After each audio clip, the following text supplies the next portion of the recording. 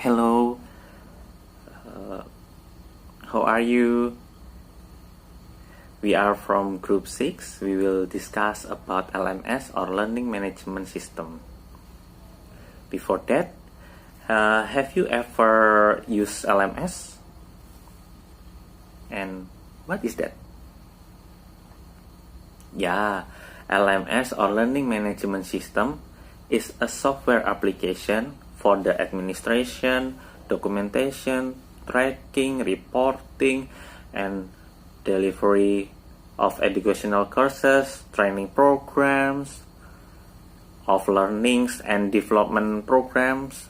Yeah, something like that. And then the LMS or the Learning Management System concept emerged directly from e-learning. Yeah. And of course, LMS or Learning Management System are focused on online learning delivery, but support a range of uses, acting as a platform for online content, including courses, both asynchronous based and synchronous based.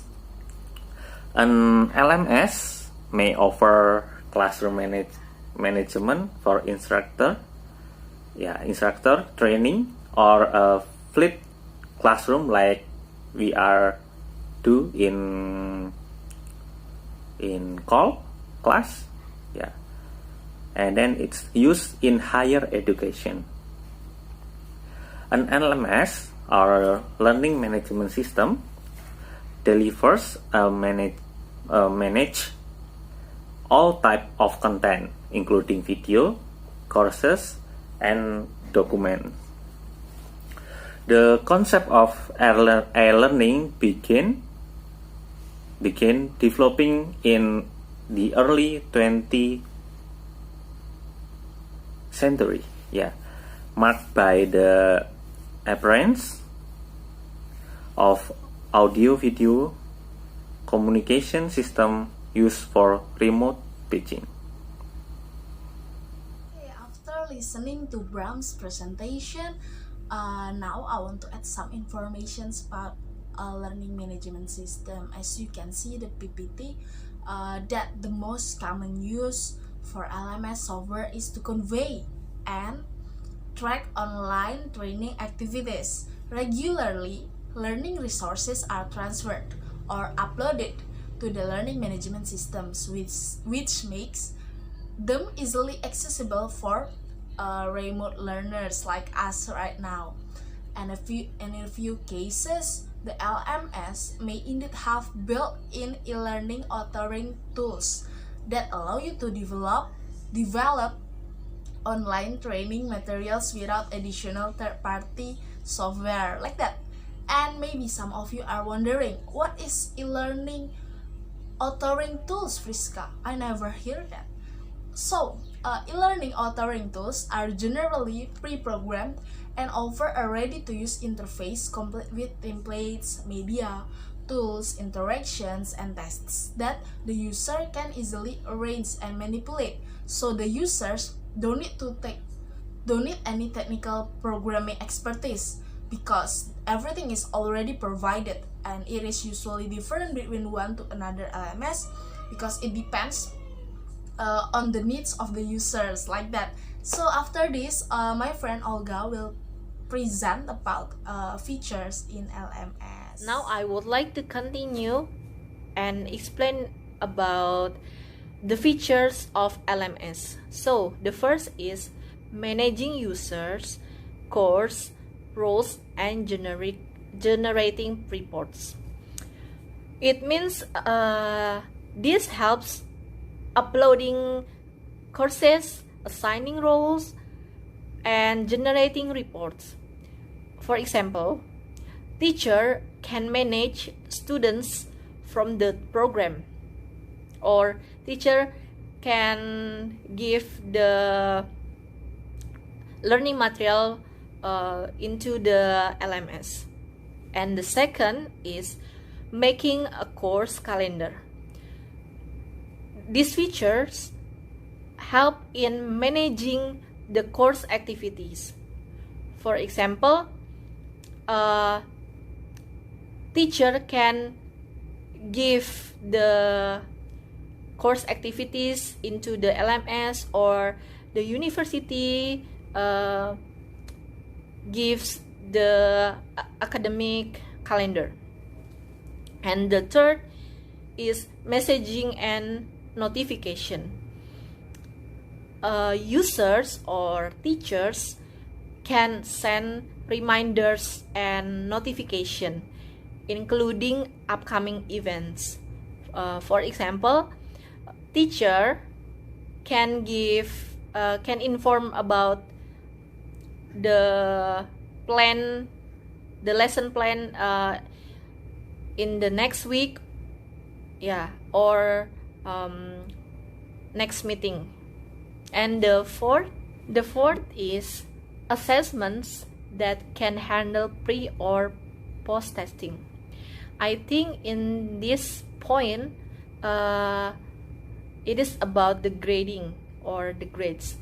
For example, the teacher upload the whole grades of the semester into the LMS. And the fifth is certification and display employees score and transcription. What does it mean? This helps in maintaining training records of the learners, performance of the individual, and providing certificates to those who have completed training.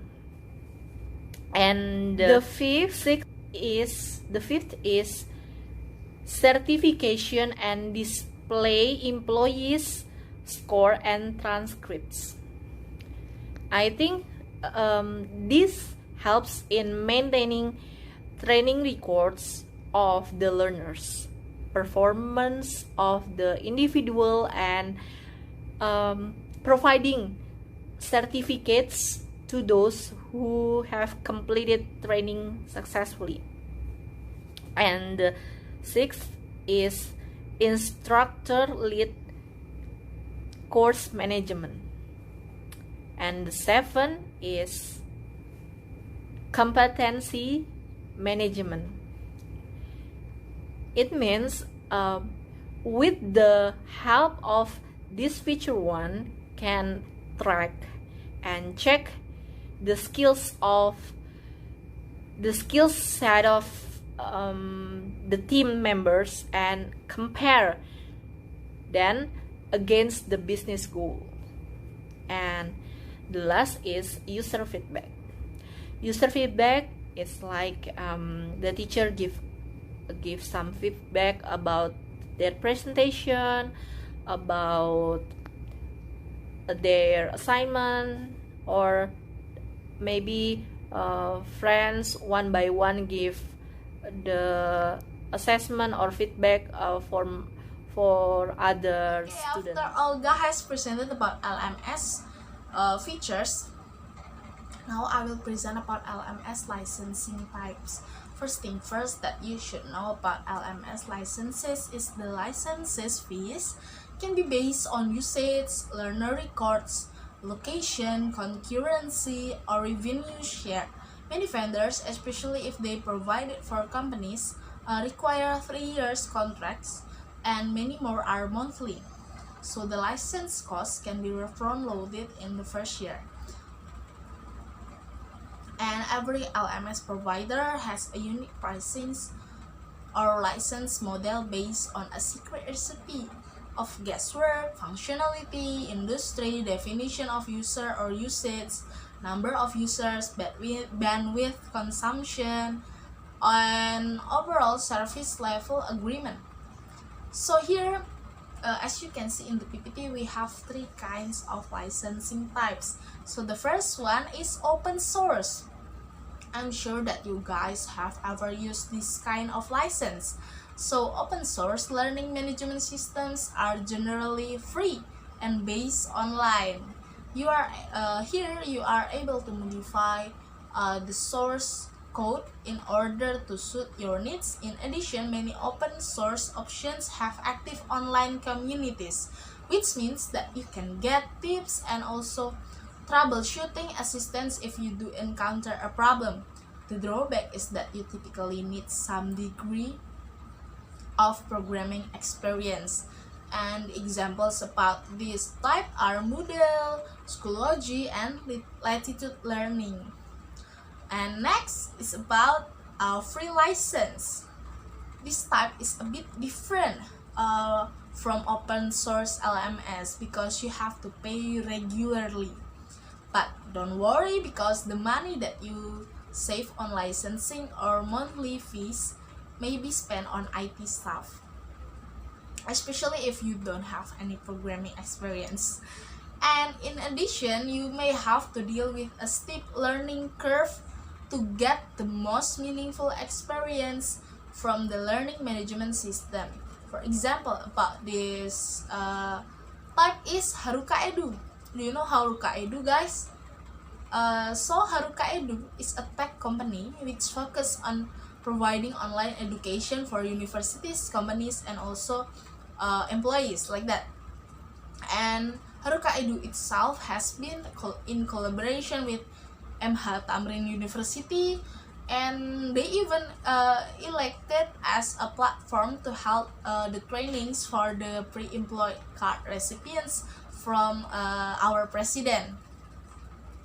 And next, or the last types is paid license. Paid learning management systems require a monthly or yearly fee.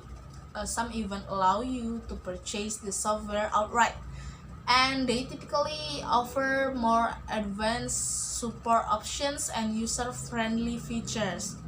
The example of this license are Skillcast LMS, Schoolbox, and also Ruang Guru. Now, Novita will present about the general examples of LMS. I want to tell you about the example of LMS. And then, do you know the example of LMS, guys? Yeah, one of them is what we use now. Do you know? Yeah, that's right. That is Moodle. Moodle is a name of an application program that can change a learning medium into web form. This application allows students to enter digital classroom to access learning materials. By using Moodle, we can create learning materials, quizzes, electronic journal, and others. Moodle itself stands for Modular Object-Oriented Dynamic Learning Environment. This is the definition of the Moodle, guys, and you know to use it. And then the second one is Flipgrid. Flipgrid, the latest social platform application from Microsoft that allows students to provide video responses to conversation about topic determined by the teacher in the classroom. All students have the opportunity to provide answer in the form of video, and list of answer will be generated in a discussion box. This will allow more opinions to be discussed, and students who are shy about catch in class will be more willing to give their opinion. Flipgrid, we use it when we collect a segment to tell about our experience at webinar, right? It's an easy and funny application. And then the last one is Google Classroom.